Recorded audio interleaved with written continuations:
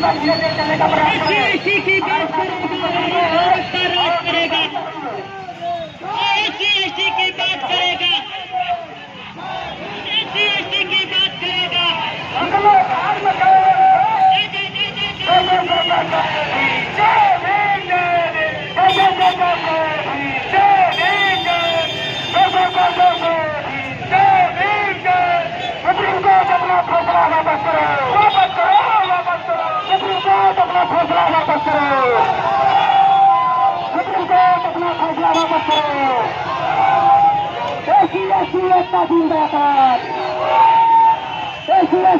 जिंदाबाद, जिंदाबाद,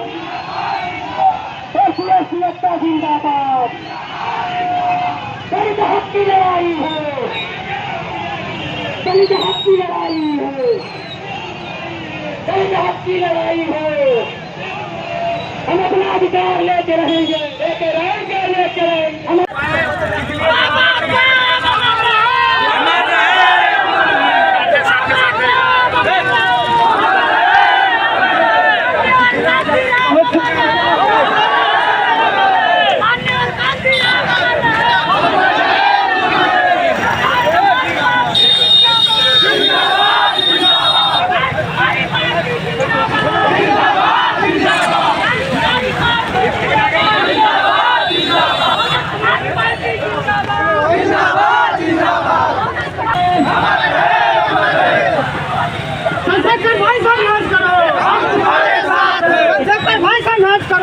तुम्हारे साथ जय भीम, जय भीम। देखिए साथियों,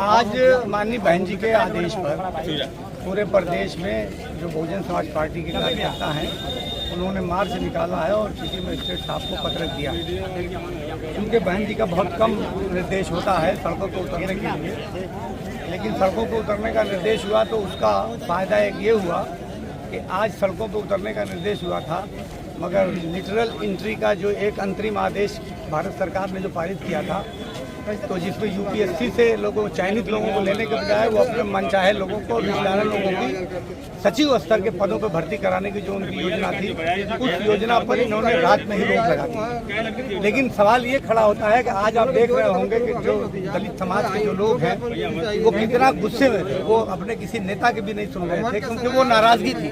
और नाराजगी किस बात की थी? नाराजगी इस बात की है कि जब से ये केंद्र में सरकार आई है भारतीय जनता पार्टी की, तब से इनका सीधा हमला संविधान को ख़त्म करने का प्रयास है या फिर ये कि आरक्षण को समाप्त करने की इनकी कोशिश है।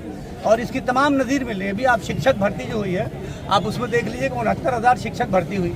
69,000 शिक्षक भर्ती में जब लोगों ने आपत्ति की और जब हाई कोर्ट से होते हुए मामला सुप्रीम कोर्ट तक गया, तो सुप्रीम कोर्ट में लगातार सुनवाई के बाद सुप्रीम कोर्ट ने 69,000 शिक्षक भर्तियों की तमाम परीक्षाई को निरस्त करके इनको 3 महीने का अवसर दिया कि आप फिर से काउंसिलिंग करिए। सुप्रीम कोर्ट ने आदेश क्यों किया? सुप्रीम कोर्ट ने आदेश इसलिए किया कि इन्होंने जो बैकवर्ड का 27% आरक्षण होना चाहिए उसमें सिर्फ 3.5% दिया है, और जो दलितों का 22% आरक्षण होना चाहिए उसमें सिर्फ इन्होंने 16% दिया है। तो जो ये 18-20% आरक्षण की जो चोरी है, इसी चोरी को सुप्रीम कोर्ट ने पकड़ा। इसके अलावा आप जैसे ये लिटरल एंट्री का जो ही ले आए, अब 43 लोगों का इन्होंने सचिव स्तर के लोगों को भर्ती करने के लिए आदेश जो दिया था। अब आप बताइए कि अगर आरक्षण होता तो इसमें 23 कम से कम हमारे दलित या बैकवर्ड क्लास के हमारे जो भाई हैं वो भी उस पद तक पहुंचते। और इस प्रकार की नियुक्ति जो सीधे नियुक्ति होगी, तो इसमें जो IAS IPS करके यूपीपीएससी से जो लोग आ रहे हैं उनका मतलब क्या निकलेगा? इसका मतलब कि ये संदेश देना चाहते हैं कि हमारी सरकार में जो यूपीएससी से चुनकर IAS और IFS आते हैं वो सब नकारे हैं, क्योंकि आप बाहर से ले आने प्राइवेट कंपनियों में जो CEO हैं उनको ले आके आप सचिव के स्तर पे आप उनको सीधा भर्ती कर रहे हैं और तमाम सुविधाएं दे रहे हैं। तो ये सरकार किसी भी हालत में, जैसे आप प्राइवेट सेक्टर को ले लीजिए, प्राइवेट सेक्टर में 90% से ज़्यादा गैर दलित और गैर पिछड़े हैं। आप बताइए कि आबादी किसी कितनी है और आरक्षण किसका है? तो बैकवर्ड क्लासेस का आरक्षण ही नहीं है प्राइवेट नौकरी में, और 80% नौकरियां तो प्राइवेट में हैं। तो हमारी ये मांग है कि प्राइवेट सेक्टर में भी आरक्षण को जो बाबा साहब ने जो संविधान बनाया और उसके तहत जो दलितों को और पिछड़ों को जो बाबा साहब ने आरक्षण दिया, उस आरक्षण को लागू किया जाए और प्राइवेट कंपनियों में भी लागू किया जाए।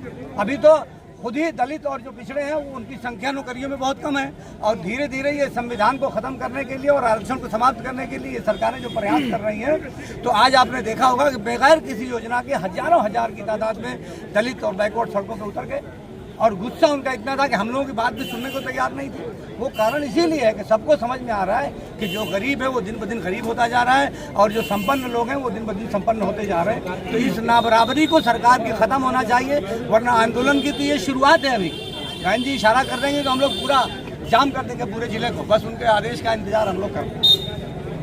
क्या प्रश्न आपका ना?